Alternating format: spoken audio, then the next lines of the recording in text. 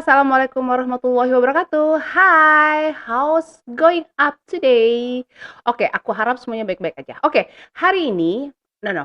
Oke, welcome back to my YouTube channel Obrolan Receh. Oke, masih bersama saya dengan Tutu Asma Zuro. Hari ini aku mau ngebahas tentang berita yang lagi in banget, walaupun sebenarnya udah bulan-bulan kemarin sih. Itu tentang PPN, pajak pertambahan nilai Indonesia yang naik dari 10% menjadi 11%. Jadi naik kurang lebih 1%. Tapi menurut saya ini beresiko tinggi dan ya as we know gitu masyarakat udah dalam keadaan situasi yang udah genting banget dan udah teriak-teriak apalagi ditimpa kemarin dengan masalah pandemi. Oh my god. Ya, jadi ini bener-bener apa namanya, ya sebenarnya ini plus minus, kita harus bisa melihat dari segi positifnya, ada negatifnya juga, tapi kita coba mau bahas sih sebenarnya, kenaikan pajak pertambahan nilai ini atau PPN ini yang isunya udah bukan isu lagi, udah naik sebenarnya. Tapi, tapi sebenarnya yang, apa namanya, kalau sekarang itu naiknya kurang lebih 11%, tetapi rencananya 2012 itu akan dinaikkan lagi menjadi 12%. Oke.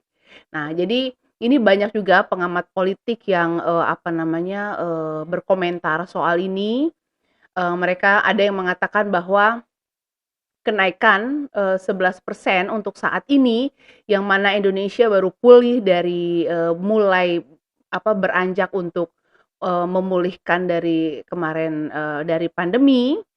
Nah, ini dinilai pengamat ekonomi, tidak tepat dikarenakan tekanan hidup masyarakat sudah berat dengan kenaikan harga kebutuhan pokok yang kemarin kita naik apa aja itu ya, minyak goreng kita naik, terus, gas juga naik, listrik naik gitu, BBM juga naik gitu. Nah, jadi, ya plus minus juga lah gitu. Nah, oke. Nah, jadi apa sebenarnya yang kita rasakan, masyarakat rasakan, yang mana ini udah teriak-teriak karena kemarin pandemi, udah makan susah, apa namanya, salary juga nggak naik gitu, terus terjadi pemecatan juga, industri juga berat gitu kan ya.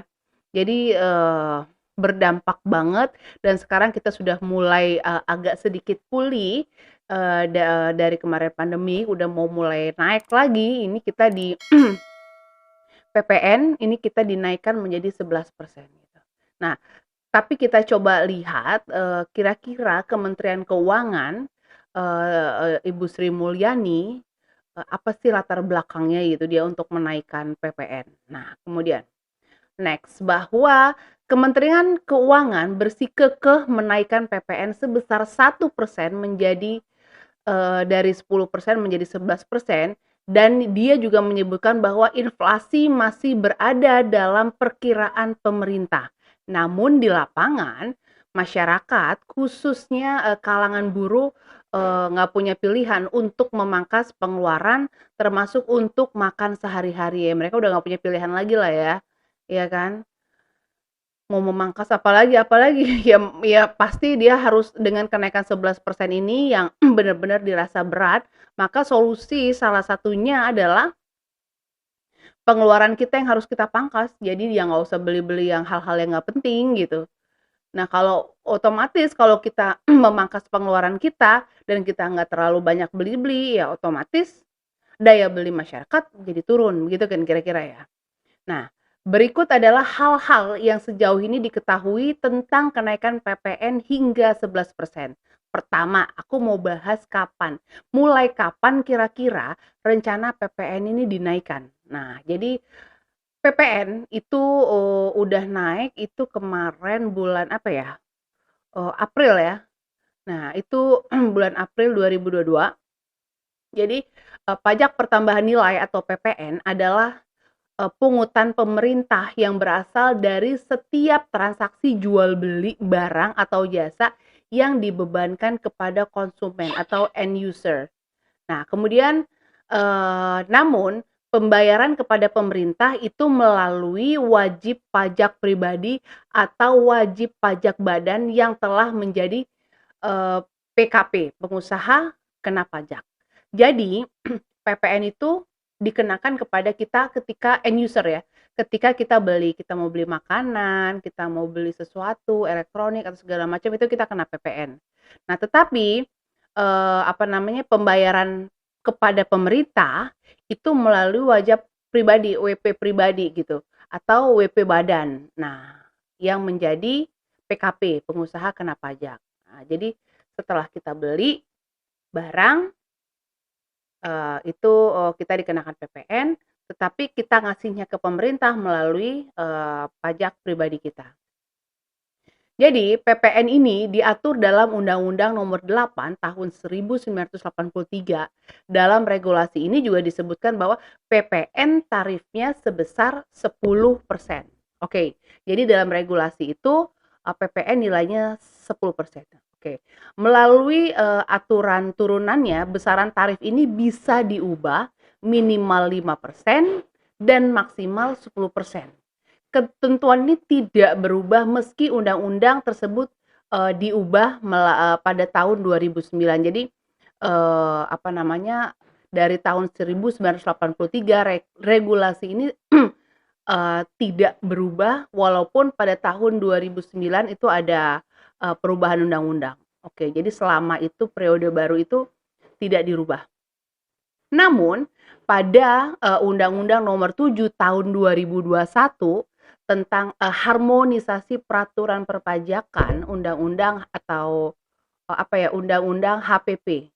Nah, jadi dari tahun 1983, sampai dengan tahun 2009 itu, undang-undang pajak nggak ada perubahan, tapi kemarin, undang-undang, harmonisasi peraturan, undang-undang HPP, nomor 7 tahun 2021, ada ketentuan bahwa besaran tarif PPN naik dari 10% menjadi 11%, dan aturan ini disahkan oleh Presiden Jokowi pada tanggal 29 Oktober 2021.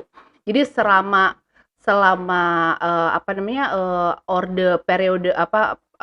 orde baru dari tahun 83 sampai dengan 2009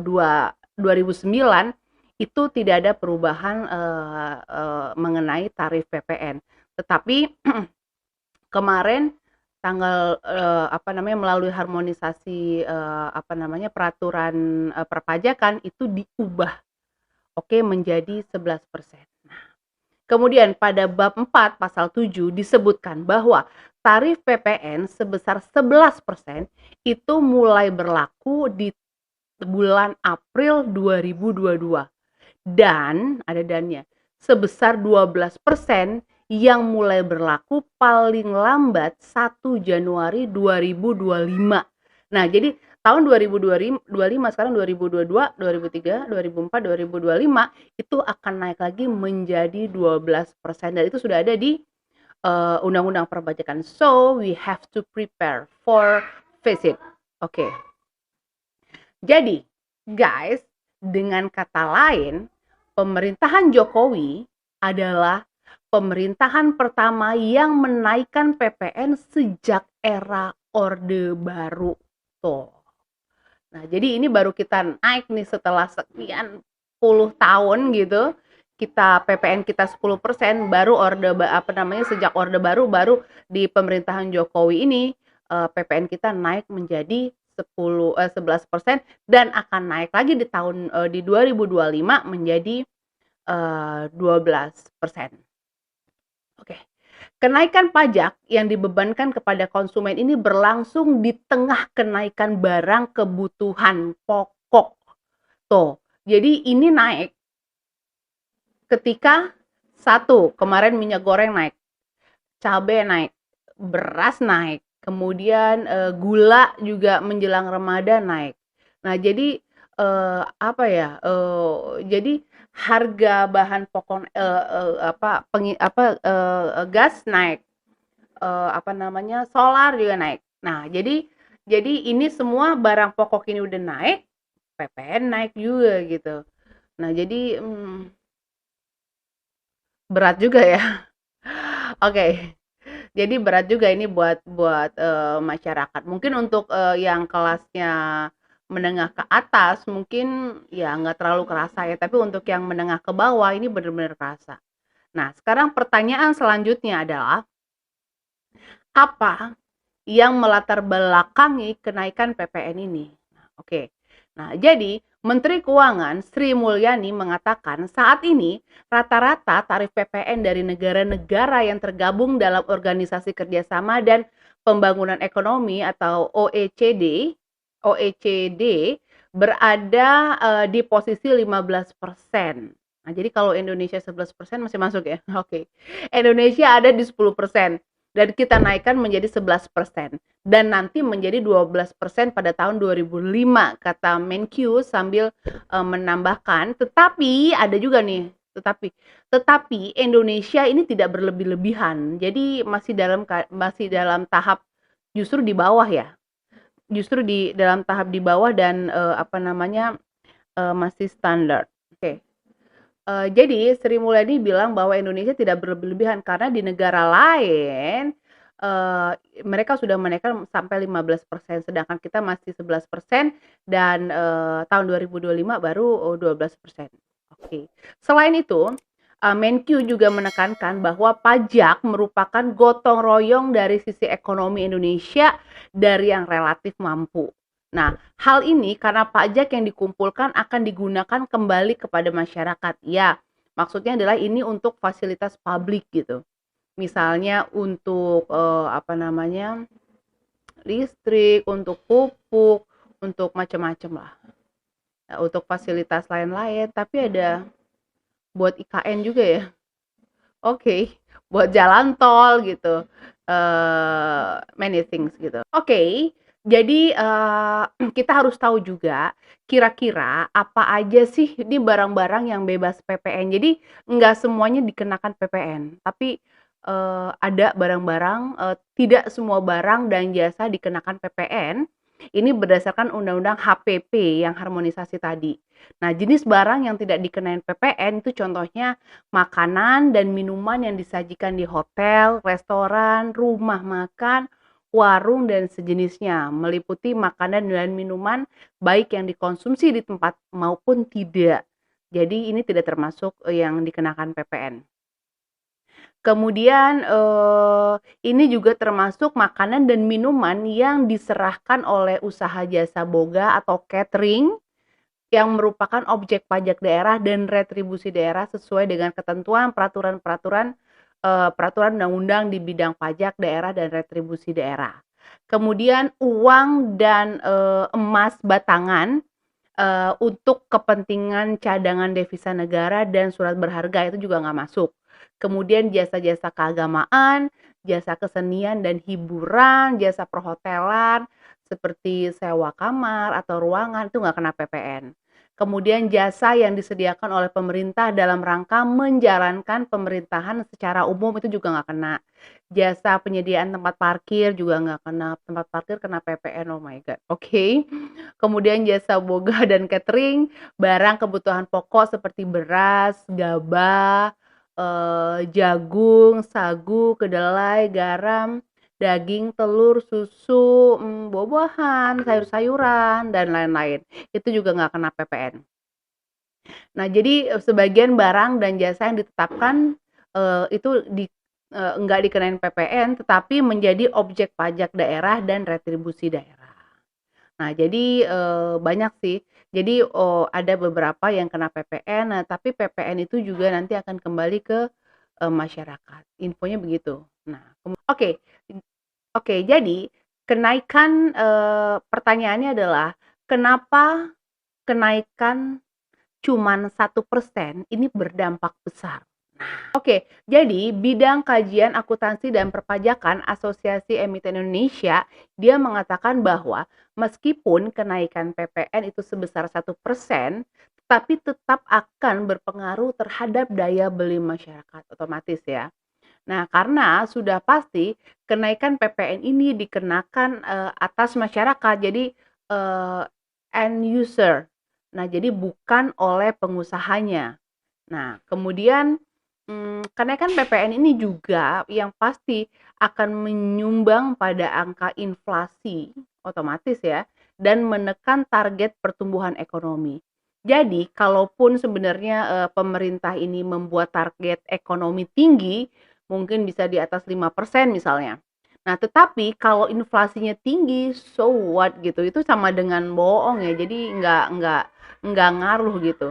Jadi inflasinya kita bisa jadi tinggi, daya beli masyarakat menjadi turun. Misal oke, jadi misalnya kita ilustrasikan bahwa misalnya harga apa ya, harga ayam goreng itu seharga 10.000 let's say ya.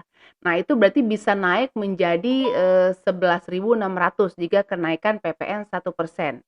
Nah, tapi, sebab apa, karena bahan-bahan produksinya pun jadi ikut naik, karena, menjadi, beban PPN. Nah, apalagi sekarang kan harga-harga barang juga udah naik ya, harga barang naik, harga minyak goreng naik, harga dunia juga naik, PPN naik juga. Jadi lebih lebih bebannya ke masyarakat tuh jadi lebih tinggi gitu ya. Nah, sekarang sekarang sebenarnya kita lebih ke realita aja gitu. Jadi minyak goreng aja udah naik banyak banget kan infonya. Naik nggak sih? Naik kan ya? Iya naik ya.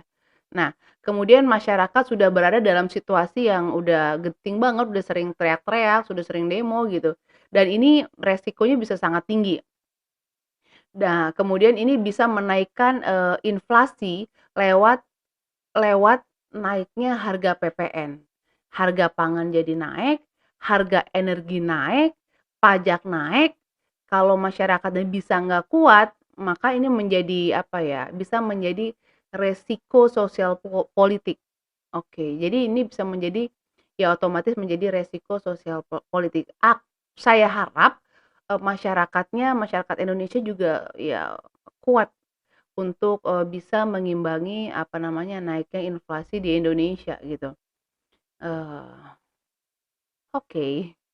Kemudian, apalagi ya, eee, mungkin ya, mungkin saya sebagai orang awam ini, sedikit apa ya, menyayangkan adanya, eee, apa ya, isu yang apa namanya, tentang pengeluaran pemerintah yang mungkin menurut saya harus sedikit direm gitu loh, harus sedikit dikurangi, supaya bisa, menekan hal-hal lain gitu. Nah, misalnya kayak keinginan pemerintah Indonesia untuk, apa ya, tetap mengusung punya IKN ya, punya IKN di Kalimantan gitu, mungkin sedikit ini agak agak direm atau di-pending gitu, dikarenakan ya Indonesia baru bangkit dari pandemi. Nah, ini mulai beranjak naik lagi, tetapi, apa namanya, pengeluaran-pengeluaran negara otomatis untuk memulihkan itu, untuk membayar hutang-hutang negara sama sama, apa namanya, hutang negara terkait BPJS, hutang negara terhadap luar yang banyak banget, terhadap mungkin kemarin waktu pembangunan infrastruktur gitu, banyak banget. Nah, maksud saya sebagai orang awam itu diselesaikan dulu, jadi jangan ada pengeluaran-pengeluaran lain yang kurang penting gitu loh. Nah, jadi sebenarnya PPN ini ya kalau menurut saya ya ya boleh-boleh aja lah, tetapi ya saya harap semua masyarakatnya kuat untuk bisa menjalani ini semua gitu. Kemudian, tapi, pakar apa namanya, kementerian, apa namanya, kepala Badan Kebijakan Fiskal itu di Indonesia dia mengatakan juga bahwa kenaikan inflasi, Indonesia masih dalam, target pemerintah yaitu 2 sampai 4% untuk tahun 2022 ini. Jadi, oke, masih masuk ya, jadi belum belum bisa disebutkan inflasinya ada inflasi gitu, oke, masih dalam tahap wajar. Kemudian kira-kira, kalau masyarakat dihadapkan dalam situasi ini, kira-kira apa ya reaksinya dia? Reaksi mereka terhadap, kenaikan PPN ini?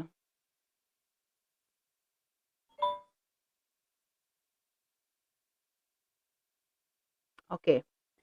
Oke, 1, 2, 3. Oke, jadi kira-kira masyarakat reaksinya terhadap, kenaikan PPN ini apa ya kira-kira ya? Satu, yang pasti kita sebagai, apa namanya, masyarakat awam yang nggak ngerti lah ya, tiba-tiba dihadapkan dalam kenaikan PPN ini, yang otomatis kita pun mungkin salary kita atau gaji kita sebagai buruh atau sebagai masyarakat itu tetap nggak ada kenaikan salary. Yang kedua, pajak naik. Yang ketiga, harga bahan baku juga naik. Maka yang harus kita lakukan saat ini adalah salah satunya adalah kita menekan pengeluaran kita. Jadi kita nggak usah beli-beli, nggak usah konsumtif, kita harus menekan pengeluaran kita semaksimal mungkin. Tetapi otomatis apabila kita menekan pengeluaran kita semaksimal mungkin, otomatis kan artinya adalah daya beli masyarakat menjadi turun. Kalau daya beli masyarakat menjadi turun, sehingga uang yang beredar itu semakin sedikit. Maka uang kalau yang beredar semakin sedikit, itu bisa membuat, ekonomi Indonesia menjadi lemah. Nah, kemudian, terhadap, corporate, terhadap, industri, maka apabila daya daya beli masyarakat menjadi lemah, maka produk yang dia produksi pun tidak terjual dengan maksimal. Sehingga pendapatan mereka turun, tidak ada income-nya kecil untuk industri sehingga mereka harus, apa namanya, mungkin terjadi PHK, pengurangan karyawan, atau apa namanya, penurunan, gaji sih enggak ya, tapi mungkin, tidak ada apa namanya, income tambahan, tidak ada bonus dan lain-lain gitu. Jadi ini sebenarnya multiplier effect lah ya, ini jadi saling berkaitan gitu. Jadi kita nggak bisa, membahas satu-satu tapi harus secara simultan dan, bareng gitu. Nah, jadi mungkin itu yang bisa saya sampaikan. Jadi plus minus pemerintah juga menaikkan dia ada alasannya gitu, untuk menambah income negara. Tapi menurut saya pemerintah juga harus menekan pengeluaran yang mana Indonesia saya tahu banget bahwa Indonesia punya hutang yang besar banget gitu. Nah, dan kita sebagai masyarakat juga tolong kita diperhatikan dan, ya mau nggak mau kita harus bisa kontrol diri kita sendiri, ya lebih baik kita menekan, apa namanya, pembelian kita terhadap hal-hal yang nggak perlu dan jangan terlalu konsumtif mungkin ya. Oke, mungkin itu yang bisa saya sampaikan tentang pajak. Jadi kita harus prepare, kita harus bersiap bahwa tahun 2025 pajak kita akan naik 12%. Sekarang udah 11%. Oke. Thank you sudah watching video saya. Sekian untuk, video kali ini, kita ketemu lagi dengan video yang lebih informatif. Thank you.